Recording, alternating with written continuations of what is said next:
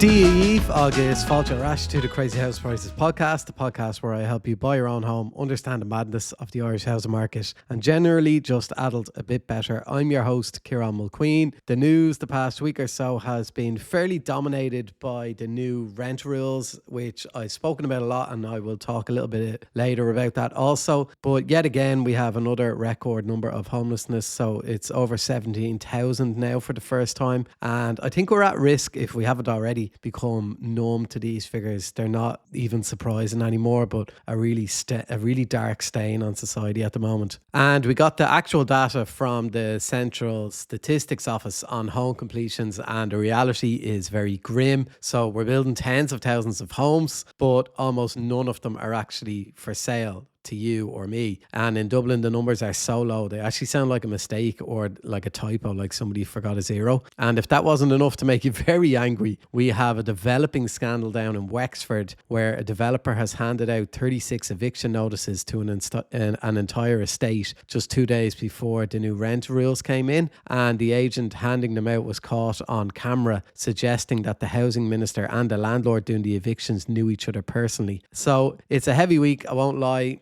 I did search for some good news, but I couldn't find any, so just a heads up on that. Look, let's get into it. Let's start with the big lie of the Irish housing market, the idea that high completion numbers equal homes that you can actually buy. So the Journal and the Irish Times both did deep dives into the latest CSO stats, and the headline is really grim. So only a tiny fraction of newly built housing is ending up on the open market. This is something that I've been talking about for years, especially with Lorcan Sir, because the numbers are really shocking, and I really don't think enough people understand how bad things are. So for example, last year in Dublin City Council area, 4,521 houses and apartments were built. But do you know how many of these were actually sold to ordinary buyers on the private market? 208. So if we look at just apartments in Dublin City, 4,325 were completed. Only 150 ended up on the open market. So that means just 4% of everything built in Dublin City was available for you to buy. And it's not just Dublin. In Cork City, they built nearly 1,500 new homes. And how many were sold on the open market? 30. So that is 2%. So where are they going? So if 36,000 homes are being built, only a handful are being sold to first-time buyers or to normal buyers in major cities. So where are they all going? So they're basically going to institutional investors. So build-to-rent funds and to approved housing bodies for social housing. Now, social housing is vital, obviously, and renting, and some people do want to rent. I do think far few people want to rent than are actually renting, but they're only renting because there's nothing for them to buy. But the government's entire narrative to first-time buyers has been supply, but they're telling you to hold on because homes are being built and, they're turning a corner and all of this just to try get votes. But the data proves that in our cities, the homes aren't being built for people to buy. So people have been completely locked out of the new build market, and it's by design. So as Lorcan Sir pointed out in the Irish Times article, it's not a dysfunctional market. It's a market behaving exactly as the government designed it. We've outsourced our housing policy to a spreadsheet in Zurich or New York, and we are building investment assets, not homes for families to own.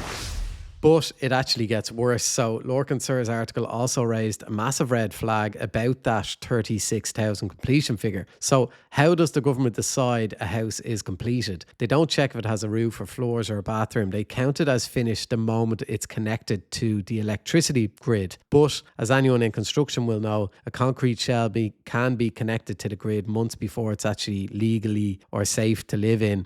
And Lorcan points out that this leads then to forward counting. So it inflates the numbers for the current year to flatter official policy and make the government look good. And the building control management system, which actually tracks when buildings are legally completed and ready to occupy, recorded only about 30,000 new homes last year. So there's a 6,000 gap there. So the government is claiming it's 36,000, but the reality is closer to 30,000. And of those, the vast majority are being swallowed up by funds and by the state. So this is why you feel like you're going crazy, because the news tells you building is booming. If you look around, you see cranes everywhere, but there's nothing there. The data does prove that the supply kind of boom that they're talking about is a complete illusion for the average buyer. You're probably overpaying for your mortgage protection. Now, I'm not, because I use Beat the Bank and I've been dealing with them for years. They're an Irish company, and in a world where most companies in the home buying process are out for themselves, it's refreshing to have one that genuinely cares about you. As cliche as that sounds, but they really do. So how they work is they check the main insurers, they match the best price, and then they take more off. It's quick, it's online, and they handle all the paperwork. They also do income protection, life insurance, and soon they'll be doing home insurance, car insurance, even pet insurance. So www.beatthebank.ie to get a quote in seconds. Now let's move from the macro policy failure to a very human scandal playing out now down in Bridgetown in County Wexford. So the Irish Independent broke this story last week. So just 2 days before the new rental protections came into law on March 1st, a company called Patch Flow Limited issued eviction notices to 36 households in the Hazelwood estate. But remember, the new laws that started this week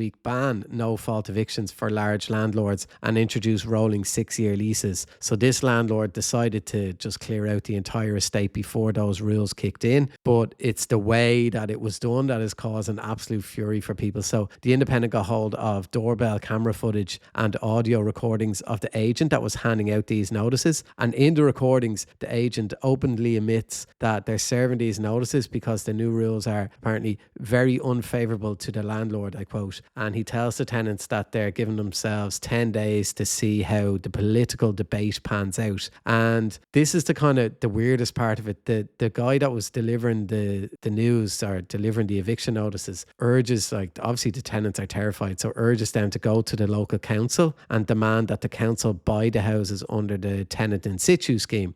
And the agent is recorded telling a tenant that the developer, Martin Sinnott, and the housing minister, James Brown, who is a Wexford TD, know each other personally from construction industry functions. And the agent says Wexford has the housing minister. He allocates the funding to the county council. And like, this is just like, it's just a crazy story. So the landlord's using 36 families as hostage to try and force the state to buy all these 36 homes at market value from him. So they're essentially saying, we'll make these 36 families homeless unless the taxpayer buys us out. And the agent then had the audacity to suggest that because the housing minister is local, the money would just like magically appear. Now, apparently Minister Brown is reportedly furious and has flatly denied any personal relationship with the developer, calling it misinformation. And the Wexford County Council Chief Executive also had to come out and kind of clarify that they don't just have blanket funding to buy 36 homes because a landlord snaps their fingers. So the situation kind of exposes the really tough part at the bottom of the private rental sector. So these 36 families are now living in terror this week, not because they did anything wrong, but because the developer is too lazy to even read the legislation and just want to know what people are saying on radio shows and in newspapers. Like, it's mental. So they just wanted to try and beat a deadline and thought they could just like strong arm the state into buying 36 homes within a matter of days. So anyway, the Rental Tenancies Board is apparently investigating it, but it just like, hopefully this gets a much louder political response. So we can't allow landlords to kind of weaponize eviction notices to force the state into buyouts. So that is where we are this week. Apparently building loads of homes, but none of them are being sold, especially in the cities. And the rental sector is absolutely broken, as we all know. And landlords are trying to kind of beat the buzzer on new laws by mass evicting entire estates, literally days before the new laws come in. So not a great episode this week. If you're one of the people in Wexford dealing with those notices, please do contact Threshold and just get us. I'm sure you have already, but if you haven't, do contact them and really hope that you guys get the help you need, and don't assume the notice is valid just because it was handed to you, and make sure everything is done legally.